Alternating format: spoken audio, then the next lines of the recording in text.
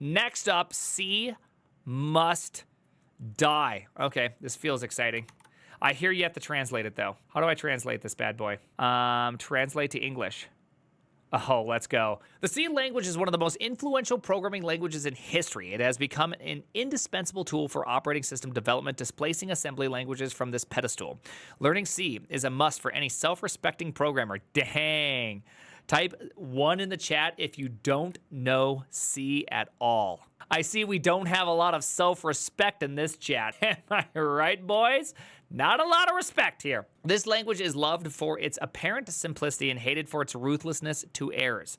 Thanks to it, we have the Linux kernel and thousands of vulnerabilities in its to boot. Is this a Rust article? Is this all are we just getting rusted right now? Is this it? Is that it? Is that all we're getting right now? Let's try to understand what this controversy C language is, and a blessing or a curse. The history of C language originates in the depths of the American company Bell Labs and is closely connected with the fate of Unix operating system. Its creator, Ken Thompson and Dennis Ritchie, developed their project for PDP-11 computers, and for the first 2 years, their main tool was assembler language. The labor intensity of writing machine code forced them to look for a replacement, which eventually became C language. With its help, the operating system kernel and most of the utilities were completely rewritten. The C language allowed for the creation of effectively low-level programs on the PDP-11, practically without using the assembly language. Rock on. I mean, this is a great history, by the way. This is I know this is a very small version of the actual history itself, but this is very, very fantastic. Zig supremacy incoming. Dude, if this is Zig supremacy, let's go. Let's absolutely go. I love this, by the way. I think what a lot of people miss or don't understand about C is C was birthed at a time where the options were Fortran, 57, Algol, and COBOL. Like, you couldn't just be like, oh, I'm going to use whatever instead. It's like they were like, well, I guess I'm going to use assembly or I'm going to invent my own language. Lisp was available. Lisp was also available. Lisp was very available. Memory was extremely limited. Fortran will make a comeback. Don't worry. You saw those ball diagrams. Just write binary. Lol. Like that. I know you're lolling, annoying fart. But during that day and age, people just wrote binary. Unironically, people did that. And that's that. Okay, I know you're like, oh, I'm being funny here. No, you're actually not being funny. You're just literally just mentioning the time period in which people did that. Okay, punch cards were just binary, very conveniently. I'm not even sure if they had a QWERTY keyboard at this point. Over time, the issue of porting Unix to new hardware platforms arose. Using the C language significantly simplified this task. After all, if only the assembler language had been used in development, the operating system would have to be rewritten for each computer architecture. By the way, this is one of the big reasons why people don't realize how difficult it was to port programs back then. The memory, the word length, was different on like every computer, and they were insane numbers. Like, some numbers just had 72-bit word lengths. Like, what the hell? Or some were like just 32. Some were like 36. They're not even powers of 2. They're just 36 bits of word length. And you're like, what is happening here? Right? Like, how do you even deal with that? It's not even powers of 2. Let's see, on the other hand, the Unix source code still contained a lot of code created specifically for the PDP-11 computer, and the C language itself did not always accurately reflect the features and details of a particular hardware platform. The latter further complicated the porting process and deprived the language of some of its main advantages: transparent and understandable generation of machine code. The more computer architecture C captured, the less obvious its connection with low-level became. Yeah, I mean, how else would this work, right? Wasn't it still pretty obvious what the low-level language was at this point, or what it was producing? Another problem was discovered during the migration of Unix to new hardware platforms. Ported C programs executed more slowly than expected. The more the target computer architecture differed from the PDP-11, the less efficient the resulting code was. To compensate for this shortcoming, compiler developers increasingly began to use implicit optimizations. And although this solution improved the performance of the programs themselves, C moved further and further away from the low level. Now, it was necessary not only to understand how exactly the language constructs were defined for each of the computer architectures, but also how they were optimized. Of course, each compiler independently decided how exactly to translate the source code for each hardware platform. As a result, it has become almost impossible to write low-level program in C that was independent of the compiler used. Yeah, I mean, but that's true of all languages for all time. I mean, is this not like a obvious outcome of any time there is more than one platform? I feel like this is just like to be expected. I mean, this is why we're at LLVM today, is that this exact problem just kept happening over and over again, and there were that many different languages that eventually all needed to compile. So why keep rewriting things when you could have one way to target the back end? This just seems like a natural, normal evolution of programs. All layers of abstraction follow this pattern. Yeah, I mean, this just feels completely natural. I don't think there's a way around this, unless if you wanted a C dialect for every computer ever. The problems with the abstraction, same thing for ORMs that support multiple DBs. Yeah, I mean, eventually eventually something inefficient happens, or what is I would consider much worse is that whenever you do this, whenever you change the abstraction layer, it could lead to some really weird and bizarre performance issues, and you have no idea why these performance issues happen because you're specifying something normal. This is why ORMs generally, I think, are super convenient, but at the end of the day, they can also be a huge giant foot gun, right? It was necessary to understand how to effectively implement the high-level constructs of the C language while preserving its low-level properties. An attempt to solve this problem was the publication of the first language standard in 1989. It is commonly called ANSI C or C89, and it is to this standard we will refer to in what follows. The creators of the standard decided to finally break the connection between C and the PDP-11 architecture and make the language completely high-level. The so-called abstract machine was introduced, an imaginary executor of the C code. Section 2123, program execution. By the way, I love this. This is so funny to me because this term of high level and low level just seems so bizarre in our modern world. Regardless of what you think people are going to say, type 1 in the chat if you think C is high level. I'm surprised so many people say 1. Honestly, I'm actually surprised. I would have always called C the highest level, low level language. It's just like one step beyond assembly for me. Perhaps we don't have a proper definition of what low level is, so therefore the word high level just doesn't mean anything. Maybe that would be a better way to describe it, as you first define what low level is, and then once you have low level correctly defined, high level becomes simple. Because the problem about high level is that high level means things to different people, whereas low level, I think you can say, like, this is exactly what it is. Yeah, low level learning. This means that the compiler optimizations will not affect the program's operation as long as the source code compiles with the standard. The abstract machine was supposed to solve two problems simultaneously. First, following the standard made it possible to create easily portable C programs. Second, the abstract machine could give compilers freedom for optimizations. But a reasonable question arises. How then does the C language differ from any other compiled high-level language? The answer lies in the text of the standard. In order to give programmers a theoretical opportunity to write low-level procedures, and therefore non-portable ones, other concept was introduced: undefined behavior. Oh my gosh. Is this what happens? Undefined behavior is behavior that occurs when using a non-portable or erroneous program construct, erroneous data, or objects with undefined values for which the standard imposes no requirements. Possible undefined behaviors range from ignoring the situation completely with unpredictable results, behaving during compilation or execution of the program in a documented manner characteristic of the environment, with or without issuing a diagnostic message, to terminating compilation or execution with issuing a diagnostic message. It is somewhat true. I guess if you tried to operate in a very specific machine-targeted architecture way, and then you went to a different architecture and you still had all the same stuff, it would just kind of explodiate. Like, how do you define that? Basically, using a pointer effort is free. What they're trying to say is don't double free.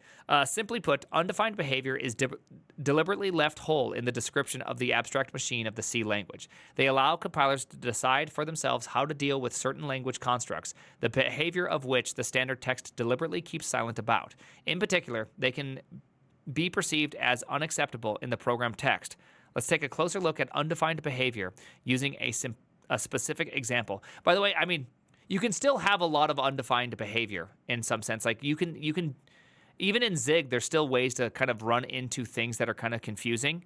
You can still dereference a null that just crashes the program at a specific point, and you get a good error message. You can still not free memory, and then you just leak memory like wild and you get stuff. You can do a lot, but Zig tries to make undefined behavior effectively impossible. But you can still just do dumb things that aren't really undefined behavior. Let's take a look at the following fragment of C code. x1 equals this one. X1 equals size of this one times 8. All right, size up is the amount of bytes, right? and then 8 is multiply that by 8, so that's the amount of bits. So you turn this into the bit. So you're going to shift 1 by the size of x, which should cause an overflow, right? So my guess is that if it's an int, the overflow, I almost want to say it should be 0. No, it should be 0. It should be 1, right? Is it just 1? Let's try to guess what the result we'll get. Let's say we compile this code for ARM architecture processors. The bit shift instruction within this hardware platform is defined so that the final value of the variable x should be 0. On the other hand, we can translate our program into the machine code of an x86 architecture, and there the bit shift is implemented in such a way that the value of x will not change and remain equal to 1. Yes, okay.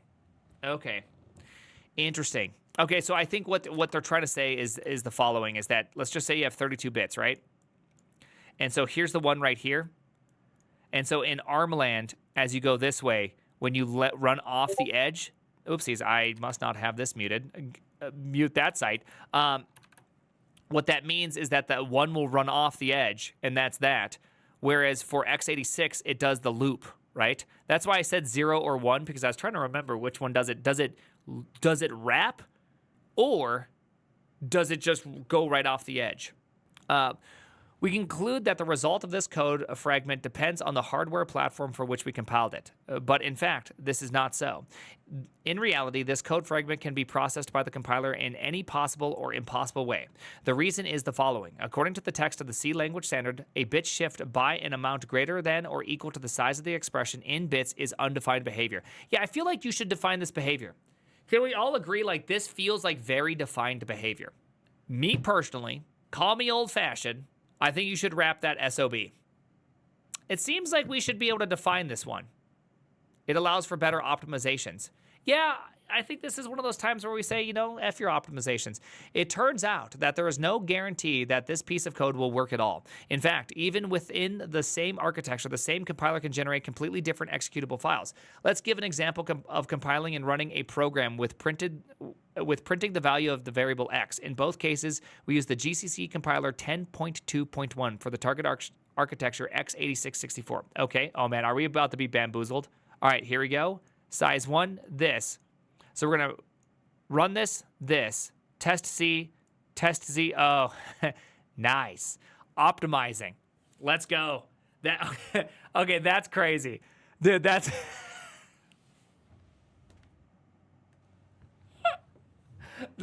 Okay, I can see that. I can see this being a really horrible experience.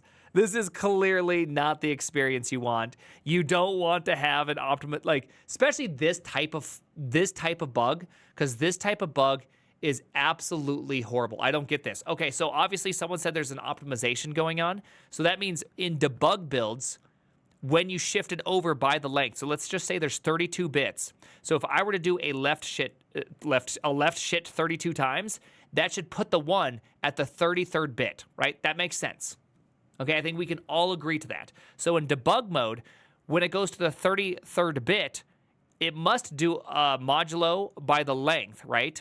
And so you get the remainder of it afterwards. And so 33 modulo 32, right? Oops, put a 3 in there, equals 1. So it actually puts the 1 back here. But in the optimization build, it doesn't do that. It's just like, well, the thing's off. There's no more ones, right? Because when you do a left shift, for those that don't understand, so if I go 0x1 and I left shift it by 1, what I'm going to get is 0x2. In binary, it looks like this, 0b1 to 0b10. Every time you left shift, you're just adding a 0 to the front effectively, or multiplying by 2. In binary, that's a multiplication of 2. Fun fact. The operand gets mod 32. Yeah, the operand is getting a mod. It left shit the bed, yeah. In the optimization build, it pre-computes the value and replaces the instructions with a const since nothing is changing. Profiled optimization will cause oopsie daisies in this example. Crazy. I understand why people would hate this. I did not know this about C. Okay, I had no idea. So my assumption is that it has something to do with that, or as people were saying, it's actually pre-computing the example and is able to do it directly by doing all this. Okay, so maybe that's a better example of what I said. But I assume that whatever's going on here, one's allowing it to be rounding the bases while the other one's not allowing it to round the bases. Whatever that means, I didn't know that. It's not pre-computing a shift. It's pre-computing garbage. Oh, yeah. Sometimes you want shifting to saturate. Sometimes you want shifting to saturate. That's why it's good to know when you have shifting saturate and non-shifting saturate. The assembly instruction set can change and cause undefined behavior in this kind of scenarios. Not the instruction, but how they behave and let's say how they implement the. Let's see. The most you can see this is division operation. Yeah. Okay. C very specifically says not to do that because CPU handles oversized shifted differently. Huh. Okay. Well, the O flag allows for the GCC compiler to use source code optimizations. Which optimizations can be applied and which flags are responsible for them depends on the specific compiler. In general, it is impossible to know how undefined behavior in a program will be handled when translating the source code. Therefore, the only way to write portable C programs is to completely avoid undefined behavior during development. Let's look at a slightly more complex example. Another type of undefined behavior is null pointer dereferencing. Its trivial version would be the following. Bam. Okay. Of course, let's see, for those that don't know, you're casting 0 to a char pointer, and then you're attempting to dereference said char pointer. Of course, no one in their right mind would write something like this in their program. However, okay, I have written something like that to crush my program. However, it is not necessary to explicitly dereference a null pointer to cause undefined behavior. The What Every C Programmer Should Know About Undefined Behavior series on blog.llvm.org provides a code fragment that can confirm this. Contains null check, int p. Dead equals np. If p equals 0, return. Else, dereference p to 4. This example may seem far-fetched, but it allows us to understand the work of the C compiler a little better. The latter uses various optimization mechanisms, but here we are interested in only two. One of them removes the unnecessary dead code, and the second one deletes useless checks for the null pointer. If the first optimization mechanism is applied to the code fragment above, it will transform the function into this. If p equals 0, do this. Okay, that makes sense. Then the second mechanism will not detect unnecessary null pointer checks, and the source code of the function will take its final form. However, in reality, the order of optimizations may be different. For example, the compiler has the right to first exclude unnecessary null pointer checks, and then the function will be transformed as follows. Wait, what? Why? Oh, I think I see this. So I understand this now, which is that we are dereferencing P but pointing it to a dead piece of code. Then we check to see is P 0, and we return. Else we do this. Well, what's the problem? There's two very obvious problems. If you dereference P before the check, it should explode the program. But this code is dead, which means that we don't need to do it. But if you can dereference this code, then you know for a fact that this can't be 0. So depending on the order of optimizations, you could look at this and say, hey, if you can dereference P and then you check to see if it's null, obviously this if statement never exists. We can just remove this if statement. Then you go, okay, dead code does not exist. We remove the dead code. What you're going to get is this piece of code. That makes perfect sense. This code knows what it is by knowing what it isn't. Exactly. This code is this code is the missile. Since we dereference the pointer before checking it, the compiler safely decides that the pointer itself will never be null. Thanks to this, the comparison p equals 0 is replaced by an expression that always returns false. Then the compiler runs the first optimization mechanism and removes the dead code. Bada bing, bada boom. We're crazy. What an amazing example, by the way. This example is terrifying. Can we all admit that this is a terrifying example? How could you ever not write null code? I don't even know what to do here. Again, Zig, thank you, Zig, for being a language that does not allow pointers to be null. C, you know what? I agree. C must die. It is important to emphasize that both of these optimizations are correct. Removing the check can be an unexpected gift from the compiler developers to an inattentive programmer. Such code can create a vulnerability for programs that work without memory protection, i.e. operating system kernels or microcontroller firmware. Of course, this example contains an error, but the main problem is not the error, but in how the compiler handles it. Let's say you accidentally introduce undefined behavior into your program. In the best case, you'll immediately discover the error and fix it. In the less fortunate case, you won't do it right away. However, it is much more likely that the compiler won't use your mistake to its advantage. In this case, undefined behavior will remain in the program's source code until it shows up at the most inopportune moment. And such a moment can occur when changing the target computer architecture, the compiler, or even its version optimization flags, any flags at all. Simply put, undefined behavior is a time bomb. It's unclear when it will explode, but one can only guess how many interesting surprises the source code of thousands of programs contain. You know what? The real best opportune time is for when you try to show your program to somebody else. That's truly when undefined behavior becomes defined as in terrible experiences. Like, that's it. You're just storing the bug for later. It's just future JIRA tickets is all you really want. Demos are the worst. If null, crash on dref, otherwise assign 4. Those are fully equivalent. Yeah, they are fully equivalent. Compiler optimizations, by the way, he's right, by the way. So this code was specifically written to show that, which is crash on null or set it to 4. Right? So this is very valid code. Like, this is perfectly valid code. You just don't realize it. Like, so if you were to look at it, it looks very nice. It doesn't warn you like, hey, this is kind of crazy code, just so you know. Compiler optimizations can also affect functions of the standard C library, including, for example, memset. It is widely and infamously known for the abundance of errors that programmers make when calling it. The function header looks like this: memset, void pointer, int value, size num. Yep, this is great. Memset writes num bytes, this one right here, size t, with the value to the address pointer. Despite the fact that the value parameter is of type int, only is least significant byte is actually used. Oh, I did not know that. Only the least significant byte is actually used? Oh, I didn't know that. Really? Really? Well, gosh dang. I would never have known that. Looks like I am ready to get owned by memset. There we go. Famously, there we go.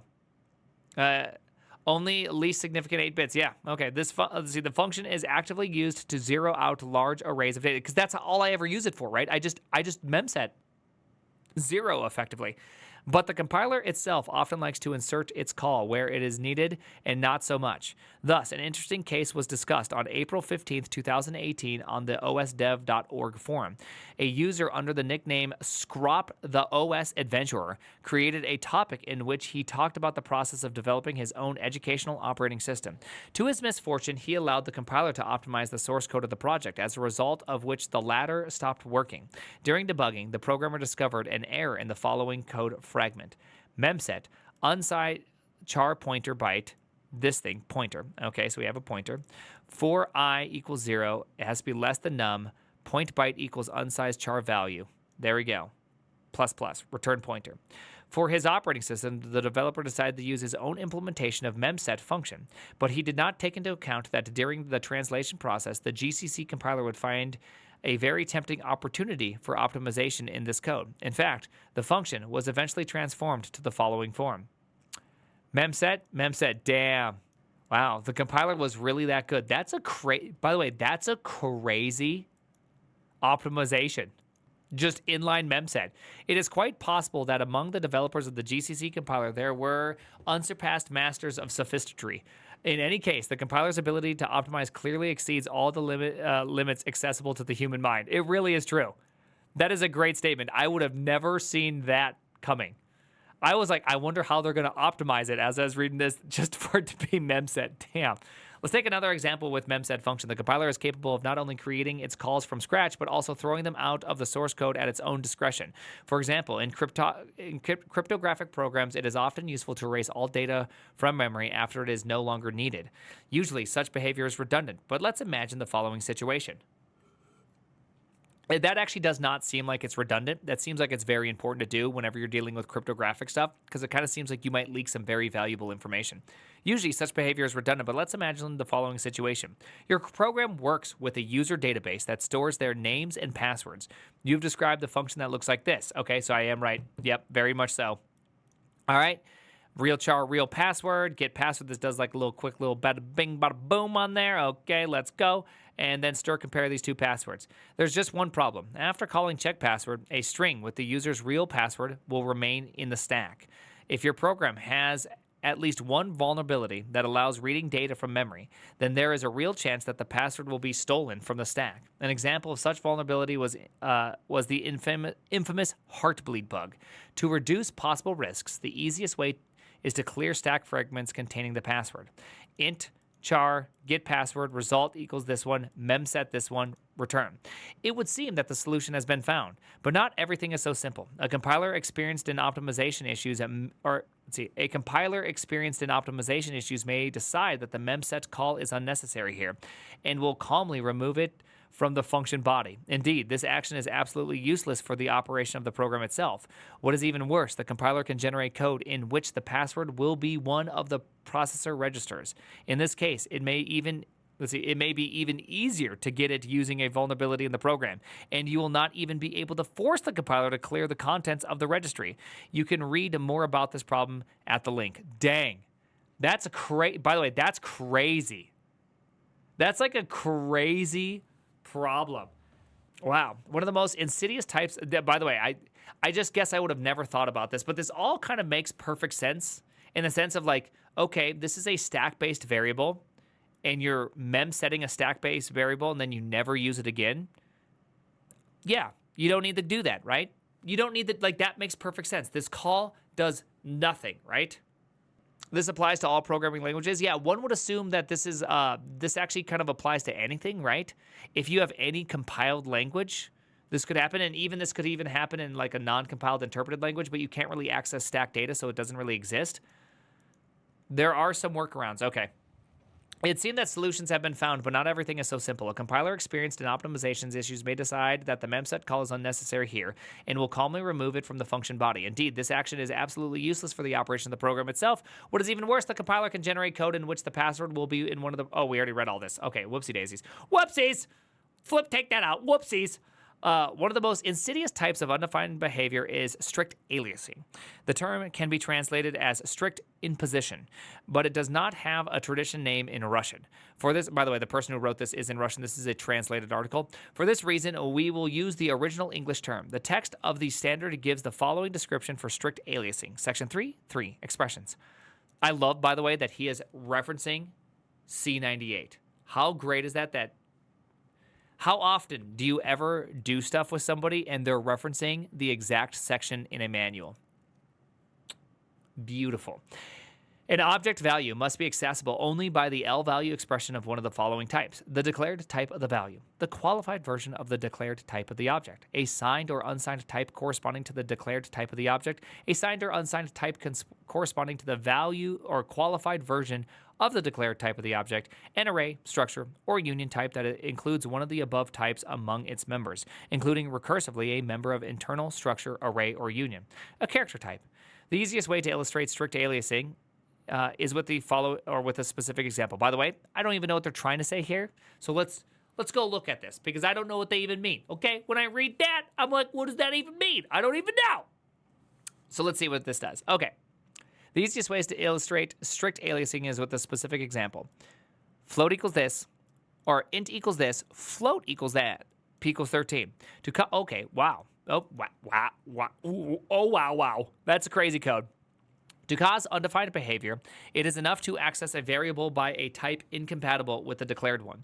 This limitation can be circumvented by using symbolic type char, which is not subject to strict aliasing rules. That's right, character type. Int this, okay, this. However, breaking a variable into characters can be a laborious task. You have to take into account the size of the data as well as the byte order used. Yeah, I was about to say, this sounds like an endian problem, which, by the way, I got owned by an endian problem just this weekend on an airplane, and I didn't know how to solve it. You can also avoid undefined behavior by using unions. Okay, unions, union. All right. I'm confused as this code confuses me. Can you really do just XA? I'm a bit confused by this notation. The lack of the dots. Yeah, he's missing. Okay, so it's not me. I'm not. Okay, so I'm not the crazy person here. There's just missing dots. Translation error. Okay, because I was about to say, I feel like I've programmed enough C to know that this would be something. I'm shocked that this isn't something, because I would have been absolutely owned by this exact example. How many times? This is like using or where you pollute the namespace with the members of the article. Dude, that's crazy. However, this method is not without its drawbacks. A union must contain members with all possible types that will be used in the program. All this seriously complicates the use of type punning, or the so-called pun of typing, an intentional violation of the type system. This technique is necessary for more flexible, low-level management of machines' memory. By the way, this one piece of code just defeated Go right there. Go cannot have a heterogeneous list. C can. Owned by C, owned by your dad. Sucks, right? If Go's the child and C's the dad, dad's cooler than the child. All right. To illustrate the usefulness of the typing pun, let's look at a small example. Let's say you've read the contents of an image file into your program memory. Now, you need to write a function that returns the color of a pixel at a specific coordinate. For simplicity, let's assume that the size of the int type matches the size of the pixel, as it does in the byte order of both. All right, get pixel, char buff this one, int width x, y. Okay, we're going to do a little get header size, do this one. Pointer int to the buff, we're going to do a little y, this one right there. Okay, fantastic. We just offset into the buffer and grab the pixel right out. Okay, cool. Man, by the way, I haven't read C in so long that the return type being right here as opposed to right here just got me for a second. As I was reading this, I was like, but where's the return type? Is return types inferred? No, that can't be real. I've just been doing way too much programming languages with return types at the end. Okay? Let's see. When the function is called, it is past the address of the data area with the file contents, including its header, with the width of the image and the coordinates of the pixels whose color should be returned. Instead of the int type, we could choose any other type of known size. But none of this matters because the get pixel function is absolutely incorrect from the point of view of the standard, since it violates the rule of strict aliasing. Oh, really? To use the type pun, you will have to rewrite all code associated with the buffer used, including one responsible for reading the file. There are a huge number of examples of programs that do not comply with strict aliasing rule. Among them is the famous fast inverse square root function from Quake 3. Oh, we know this guy. This thing is insane. You're using like the mantissa to be able to like derive values out of it, which is just nuts. This code allowed calculating the inverse square root of a floating point number several times faster than the arithmetic coprocessor. However, this masterpiece of black magic also fails the standard test. It seems that the creator of cult games, John Carmack, does not understand the C language at all. To be fair, John Carmack did not write this code. I forget who writes it. It's not the Johns. Who wrote fast inverse square root? It's not one of the Johns. Yeah, there you go. It's the other two, right? Yeah, there you go. It's the other two. Yeah, it's the other Quake dudes. Yeah, right. Because there's the two Johns and then the other dudes. Gets a pass in my book. Gets a pass. Yeah, definitely. It's a hidden Newton's descent algorithm, right? Yeah. Effectively, we went over it. It's crazy how they're able to do that. Profile optimization's gonna oopsie daisy. Yeah, I know. Yeah. John squared. Yeah. All right. Anyways, there remains one question. Why do we need strict aliasing at all? The whole point is that it allows compiler creators to apply extreme aggressive optimizations to the source code. The rules of strict aliasing apply to accesses to any memory, including dynamic memory. Thus, Standardization Committee noted that the following code fragment, all right, function pointer int pointer to x, int pointer. By the way, I'm also one of those people that like to put the star next to the type because I read it as int pointer. I understand the reason why you don't, and that you can have these really crazy problems with initialization of multiple variables, but for me, this is perfectly fine. All right, int pointer of x, double pointer of y, x value equals 0, y equals that, x equals x plus 2. Okay, what happened here? Can be transformed, let's see, can be transformed as follows. Yes. According to the rules of strict aliasing, the y pointer cannot contain the address of the same memory location as x pointer. This fact allows the expression x equals x to be replaced with x equals 2. Yes, the active use of such optimizations by compilers has broken a huge amount of old code. Thus, in the letter dated July 12, 1998, one of the developers of the GCC compiler, Jeff Law, answering questions about strict aliasing and related errors, writes, "There is a lot of code that violates strict aliasing. One such example is the portable generic IP checksum function that is contained in the BSD networking sources." Okay, so what they're saying is this the same thing as no alias that you can use in Zig that we got that huge optimization win? Effectively, what it's saying is that there's no overlap between this pointer and this pointer, right? That's what this means. Is that what strict aliasing is Is that what we're saying here? Yep. Okay. There's no overlap, meaning that this cannot point to this. Okay, that's what it means. Okay. Yes. Which makes sense, because then you can do things like this. In C, it's restrict. Okay. Get rid of some loads. Yeah, let's say yes. Different types cannot alias in C, except for char. Okay, okay. Which makes sense. I guess that makes sense that a char, because you use char star as like a pointer to some memory. Okay. There's a lot of code that violates strict aliasing. One such, oh yeah, we already read that. In my humble opinion, such code is becoming less and less common. Modern compilers have been using strict aliasing and aliasing for some time now. And the result, and as a result, people have been forced to fix their code. Of course, this does not apply to Linux and some other free projects, since they only use GCC. If we start saying that such code is wrong, then we better have some plan in place for when people start asking why their code that worked for years is now broken. Point them to the C language standard. Double smiley face. Yeah, this is just a crazy bug in general. I would be really surprised. I just am personally very surprised by such things. I'd actually have a really hard time. I guess I have a hard time understanding why you'd ever want to do that. There must be a reason that makes sense. I just don't get that reason.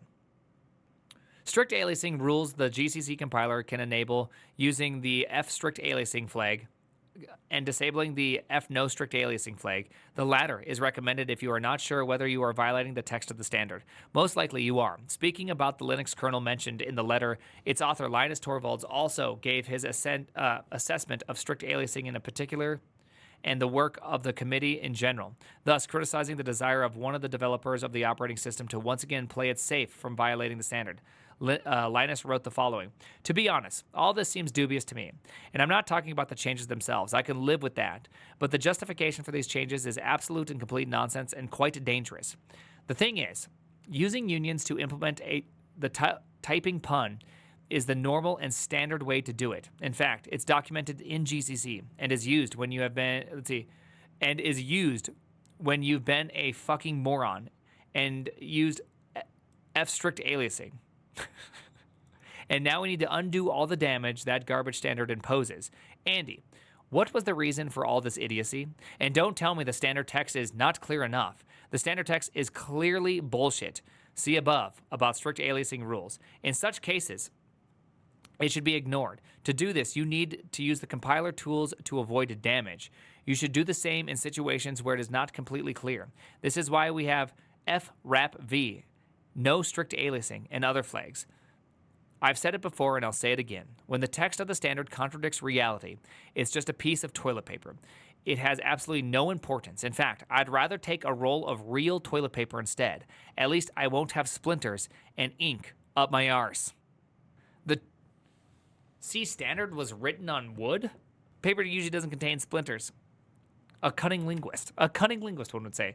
Apparently, Linus Torvalds didn't study the C language well enough. A real C programmer wouldn't have thought such a thing. However, the standard is not complete with its strict aliasing alone. To cause undefined behavior, it is not even necessary to dereference a pointer.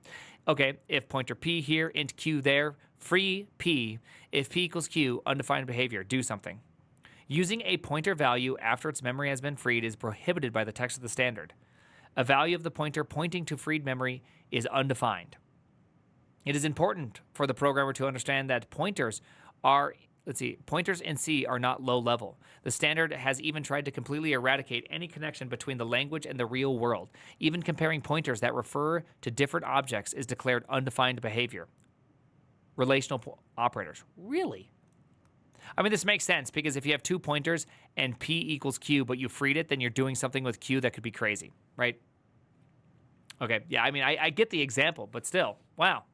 I just feel like I'm learning so much about C today. Thank God for smart pointers. Smart pointers generally are pretty nice, but I still think Zig has it right. Just throwing that out there. So here's a small code fragment demonstrating a comparison that is incorrect from the standard's point of view. P malloc this, Q malloc that. If P is less than this, undefined behavior. However, the most interesting example here is the source code of the following program. X, Y, P equals the address plus 1, Q equals this, print these two things, go. If you translate the above text with the GCC compiler passing the O flag, the result executable file will output something in the following line when launched. One bad code, 0. It remains a great mystery why two pointers containing the same values turned out to be unequal. Perhaps the developers of the GCC compiler. Yeah, how does that work? Because what I assume is that reference to X plus 1 is one position greater, which should be Y, right? Like if I understand stacked memory correctly, one position higher than X should be Y. We now point to Y. We point to Y.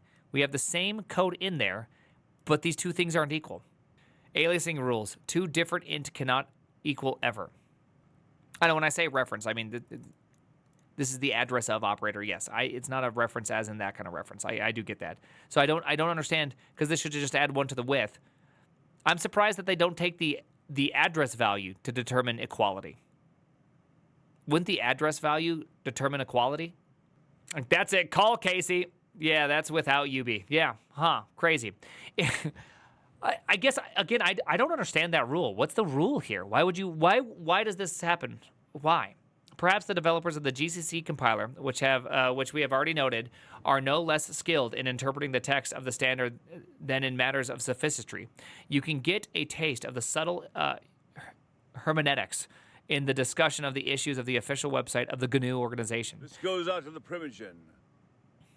It may seem that if you disable optimizations, all the above problems will pass you by. Just don't pass the -O flag to the compiler, and you'll get the result you expect. But in fact, this is not so. In January 2007, a user named Felix GCC posted the source code of the following program on the gcc.gnu.org website. All right, we got foo100, foo this, assert, this happens, print this, return that. The foo function checks for overflows of the sum of the supplied assigned argument and the constant 100. As is known on the vast majority of computer architectures, negative numbers are specified as the complement. As a complement code. Two's complement, right? In this case of overflow, such a number changes its sign to the opposite, due to which the check a plus 100 returns false. In the body of the main function, Felix GCC calls foo twice. First, it passes a number that will not lead to an overflow. Then, based on the fact that the size of the int data type is 4 bytes, Felix GCC calls foo with the largest positive number of this type. It is logical to assume that in this case, the comparison will return false. The assert will terminate, and will terminate the program. However, here is the output of Felix GCC received after running the executable file. Is it because there's like a constants right here? Like this is a constant, thus this constant is known, thus they can remove that assert? Like all references to this. Is that what's happening? How do they know that? Okay. In fact, GCC decided to remove the overflow check, and this despite the fact that no flags were passed to the compiler. And what's even more interesting is that earlier versions of GCC did not remove the check under the same conditions, as a result of which the resulting program behaved differently. A user named Andrew Pinsky responded to Felix GCC's reasonable request to fix the unexpected compiler bug. As a GCC developer, Andrew Pinsky noted that this behavior is not an error. Really? I must not understand something. Moreover, he himself was the author of the change in the compiler code that created such a strange result. Below is the fragment of dialogue between Felix GCC and Andrew Pinsky. No comments needed. Signed overflow is undefined behavior in the C standard. Use an unsigned type or the frap v flag. Oh, okay. Okay, so this must mean that you have to use a flag to ensure that this thing behaves properly? Huh, okay. You got to be kidding me. Various security issues are caused by numeric overflows, and you're just telling me that in GCC 4.1, I can't test for them on signed types anymore?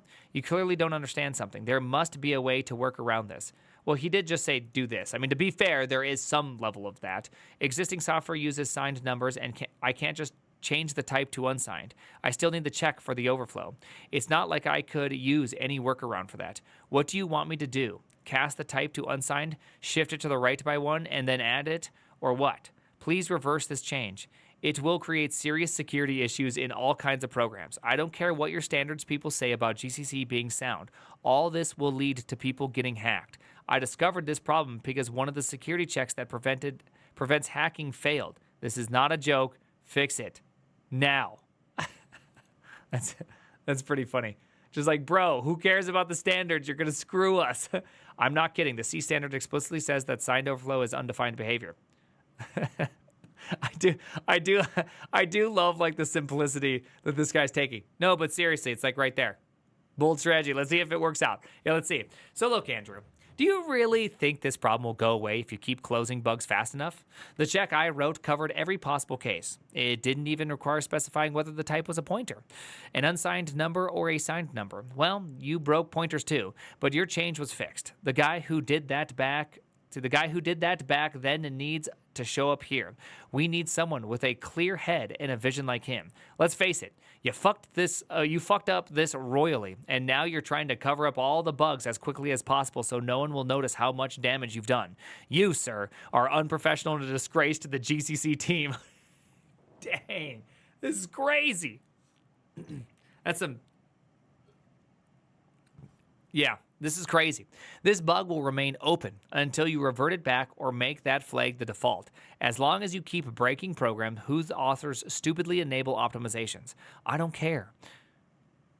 But I will not let you make my environment less secure just because you are too unprofessional to deal with optimizations after they have been shown to do more harm than good. How much more evidence do you need to provide? My God, AutoConf thinks your optimizations should be disabled everywhere. Do you even notice the explosions around you? Andrew, check add. If B is less than 0, return checksum. Else, int max this. F puts overflow this. That's all I'm going to refer to from here on out. This code clearly tells you how to detect overflow before it happens. Again, your code is broken and not standards compliant. My code is not broken. Trying to discount the issue or insult me will not solve anything. You wrote a mistake. That's why I thought your code was broken. This is just so great. By the way, I know, I just don't ever deal with this stuff, so I guess it doesn't mean a whole lot to me. It's just so funny to see that there's these changes that exist, there's people that argue over them, and there's real-world consequences. Yet here we are, watching these people just explode over something. There has to be a pragmatic solution somewhere in here. Andrew, nah. I know, dude, he did literally go, yeah, looks like your ad kind of sucks. Here's a better ad function. So tell me, what part of my argument do you not understand? I could use a simpler words so that you could understand me this time. Guys, your job is not to implement the C standard. You have also an obligation not to break programs that depend on you. A lot of programs depend on you. When you broke floating point precision, you made it available via a flag, F fast math. When you added a strict aliasing, you also made it available, F strict aliasing. If I remember correctly, you quoted the standard then too, until people with more adequate understanding of the world stopped you. And I'm going to leave this bug open until the same thing happens again. Andrew, I think we shouldn't have made it optional, but I wasn't around when the decision was made. I also remember that we released where strict aliasing was enabled, but then we had disabled it by default. During that time, people were fixing their programs while optimizations was active. And when we already made signed overflow optimization optional with FRAP-V, I don't understand where you're coming from with your arguments. You can't just potentially break a bunch of free software just because you changed your mind about how much freedom a standard gives you. Grow up or go away and let more responsible people handle your business. Wait, but this optimization has been around since 1994. Oh my gosh. And if any code since then has used signed overflows, the authors of the program asked for it. Did you know that the Ariane 5 rocket exploded or could have killed people because of an overflow bug? What if people died because you decided that the standard allowed you to throw away safety checks written by humans? I mean, he does have somewhat of a point. When was this written? I mean, this is 2007, and the thing has existed for 13 years. So, I mean, there is a bit of an argument there saying that maybe, just maybe, this thing has been around long enough that what you're saying, maybe this was a lot better to bring up a decade and more ago. I've already shown you how to check for signed overflow before it happens, not after. You can teach other security professionals how to write this code. Yes. Oh, the skill issue hurts. Oh gosh, the skill issue, dude, just got massively skill issue just then. You can also just learn to write better code. This is, by the way, this is the exact same argument for those that are getting frustrated on Andrew's side. This is just learn how to prompt better, right? This is the same argument. I mean, we make this kind of argument all the time. Sorry, my nose is just itching. My mustache somehow curled upwards and went into my nose. But yeah, this is the exact same, just prompt better. Skill issue. This is the original skill issue right here. Felix GCC, again, it doesn't matter where the standard says. You broke programs and people got hurt. Now put it back. The least you can do is make FWrap the default. You still have to make it work correctly. I've heard of it not working correctly in certain situations, but that's another story. Andrew, it'll be the default in languages that define this behavior. I gave you a way to write overflow checks, and if you don't like what the C standard says, it's not my fault. Remember, GCC is an optimization compiler, and if you want optimizations, you should follow the rules of the language you're writing in, instead of writing bad programs, which is what happens with C and C++ in general.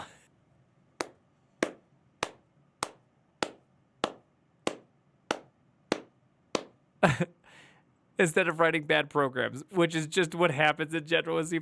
Dude, this is so good. That line is brutal. This line is absolutely brutal. Felix GCC. In earlier versions of the compiler, this behavior only happened when optimizations were enabled. If you look a little closer, you'll see that all your arguments are worthless because GCC 4.1 throws this code away without optimizations enabled. That's all your arguments. Please make FWrap v the default, and I'll shut up. Try checking the execution time of the program with and without FWrap v. You'll see that the code runs faster without it.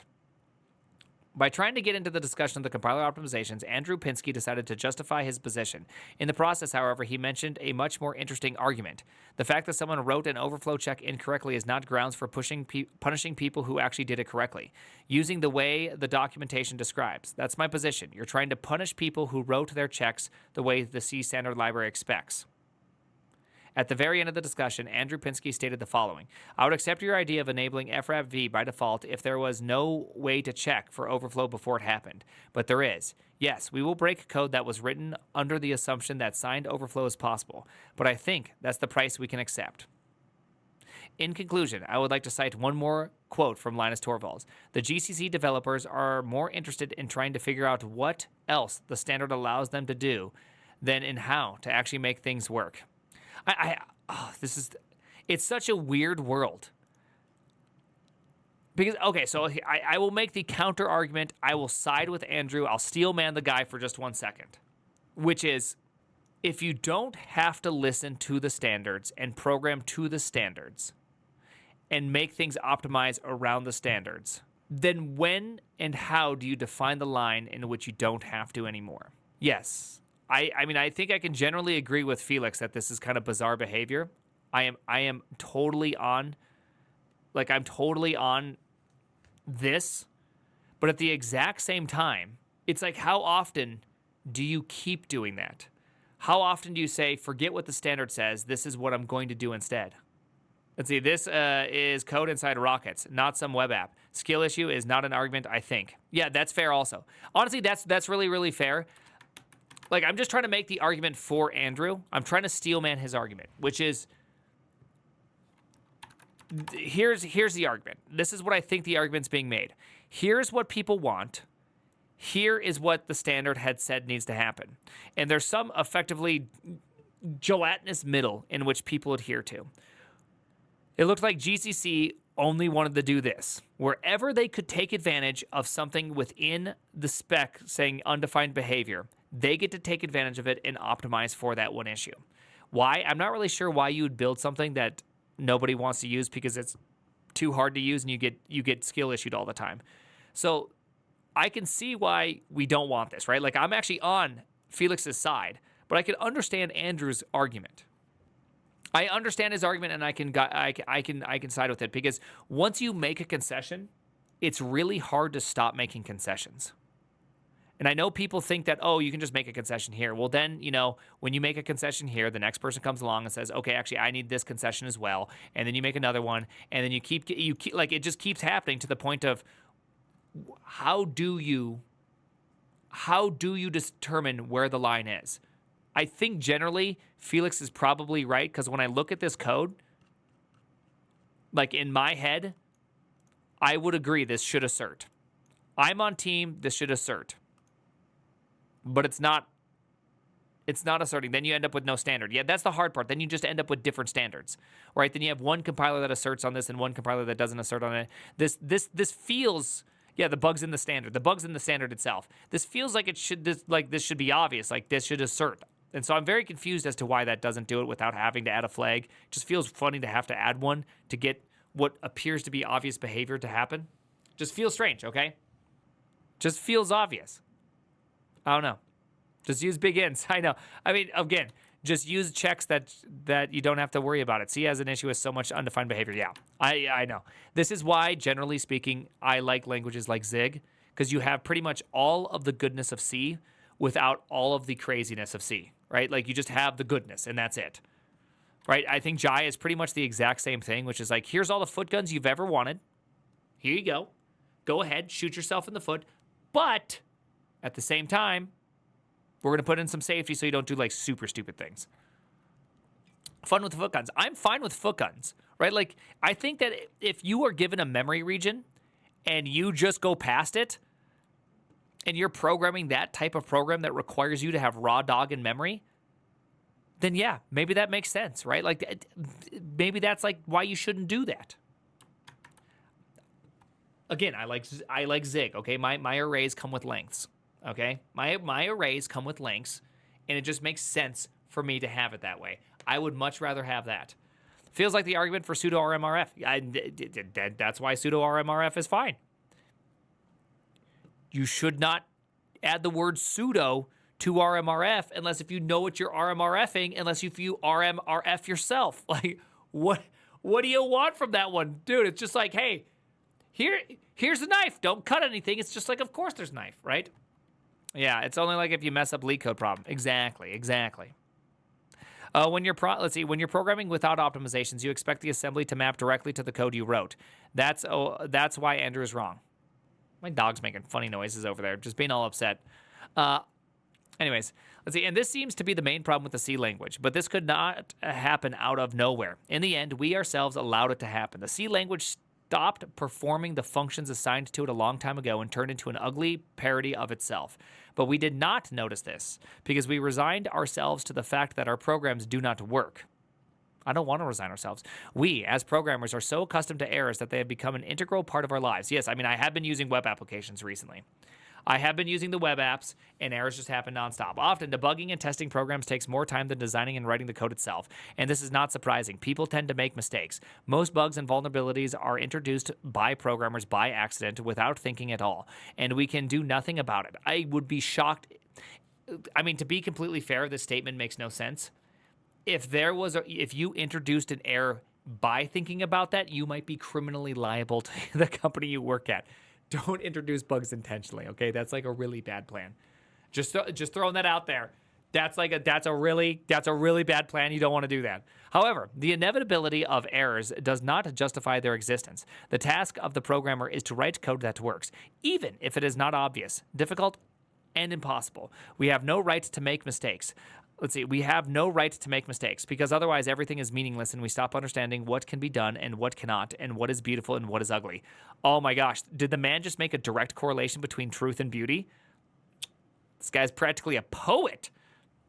In pursuit of efficiency, compiler developers forgot what the C language is really for. It is a programmer's tool, and you cannot write a good program with a bad tool. This story is an illustrative example of the fact that not every activity is fruitful and not every change leads to a better result.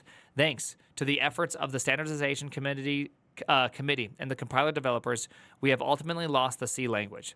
As a development tool, it has become absolutely useless and even harmful, and we must admit this. Otherwise, our programs will never work. The dismissive attitude to errors must become a thing of the past, and the C language must die with it.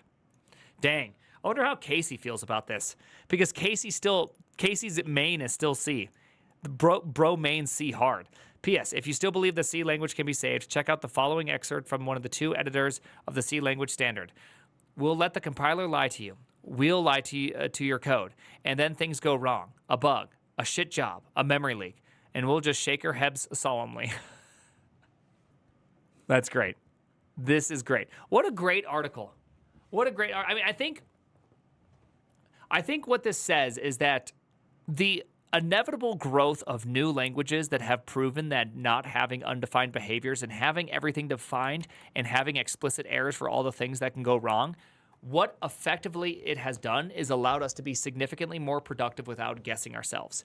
And maybe that's really the big takeaway here, is that I don't know if C should die. I think C probably has a warm place in many people's hearts for a very, very, very, very long time.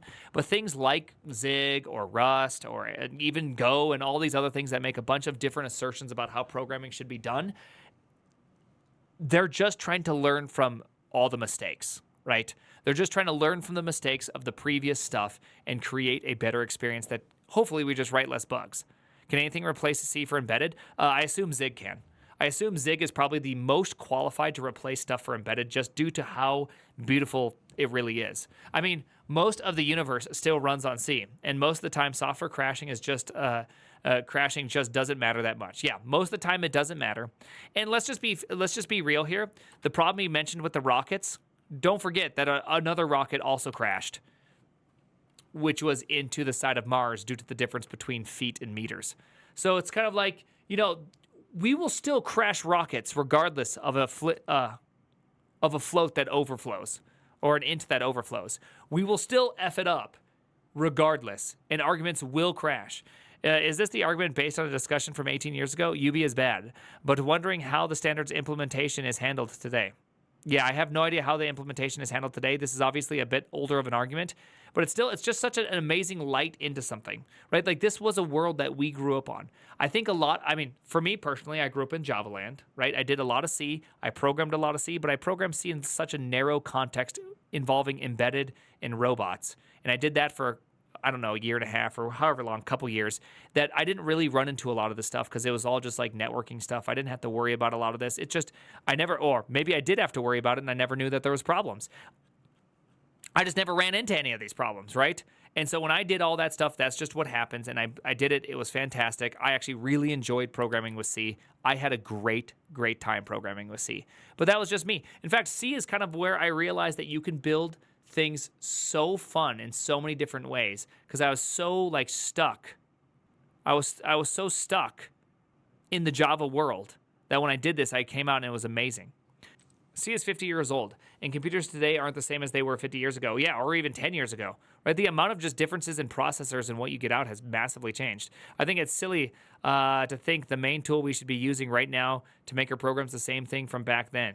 There's so much more, there's so much room for new languages built on these lessons we've learned. C is legacy to me. Yeah, all I know is that the people that really liked C and the people that use C effectively are also really amazing programmers. C is the least secure programming language, but it's still better than all the rest. I mean, that's the thing is C is actually, as far as I can tell, people who really love C are great programmers. They're really great at it. And so I don't know. Perhaps the real problem is skill issues on my behalf. Perhaps I am the problem. So we should just move to D, or we should just move to Zig. Again, that's why I use baby programming languages. This one, right? This one won't even let me pass a possibly null pointer to a function that takes in a pointer, or it won't allow me to assign null to a pointer without it being marked as something that can be ran. See, as you can see right here, this thing fails right there, and it fails the other way where you're trying to assign it with null. So it's like, I just avoid a lot of just weird behavior by just having a compiler that tells me I can't do things, right? It just makes life really easy. Rust is safer, though? Sure, Rust is safer. Rust is a strong man that holds you at night, and when you need to get up and pee, it then yells at you and tells you how unsafe it is. It turns on all the lights, makes sure that all the lights are on the maximum brightness setting, makes you sit in bed, lets your eyes get used to seeing all the bright lights before you get up and pee. Then as you walk to the bathroom, it ensures that you sit down with the seat down and everything because you don't want any pee splashing anywhere. Make sure that you take off your pants completely and hang them up, and take off your shirt just in case completely. You're butt naked on a toilet sitting down to pee when you use Rust, okay? That's just how it goes. That's just what's happening. That's using C, okay, people? That's using C in a nutshell. Just deal with that, okay? Then you have to go back to bed, which means that as you walk back to bed, you realize that you've been up for the last 30 minutes, having a perfectly clean floor in which you mopped, swept, and everything just to use the bathroom, and now you can't go back to bed because your body's like, hey, it's time to wake up after I got done with all this light and all this everything, and now I kind of feel awake, and you're like, too bad, I gotta go back to bed. That, my friends, is programming in Rust. Jen!